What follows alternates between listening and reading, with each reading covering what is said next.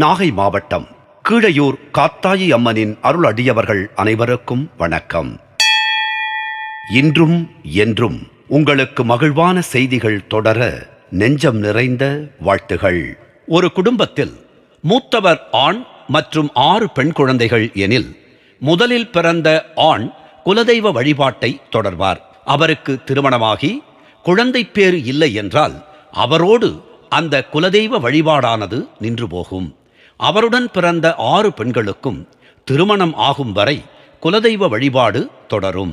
6 பெண்களும் திருமணம் செய்து கொண்டு செல்லும் போது அவர்களின் குலதெய்வ வழிபாடும் தொடர்பும் விட்டு போகும்.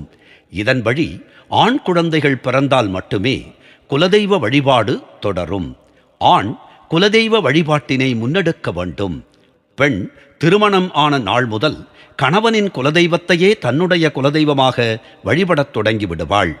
இது காலம் காலமாக தொடரும் நடைமுறை ஆகும்.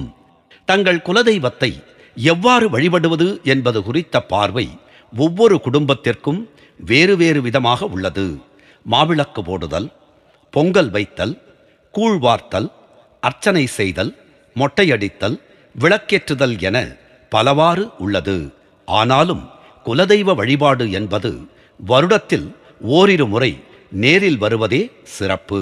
கோவிலை பராமரிப்போருக்கும் பூசை செய்வோருக்கும் மனம் மகிழ பொருள் உதவி செய்வது மேலும் சிறப்பு. நம் வருகை மட்டுமே சிறப்பான வழிபாடு. குலதெய்வ கோவிலுக்கு பணம் அனுப்பிவிட்டு நேரில் செல்வதை தவிர்த்தல் கூடாது. வயதான தாய் தந்தையர் தங்கள் பிள்ளைகள் பேரன்கள் தங்களை வந்து நேரில் பார்க்க வேண்டும் என்றுதானே விரும்புவார்கள். அப்படித்தான் குலதெய்வமும். நம் வருகையை மட்டுமே நம் குலதெய்வம் விரும்பும். குடும்பத்தோடு நேரில் வழிபாடு செய்வதே குலதெய்வ வழிபாட்டில் சிறந்த வழிபாடு ஆகும்.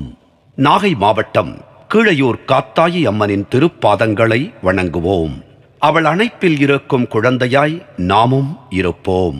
நாகை மாவட்டம் கீழையூர் காத்தாயி அம்மன் நம்மை காத்து அருளுவாள். நன்றி, வணக்கம்.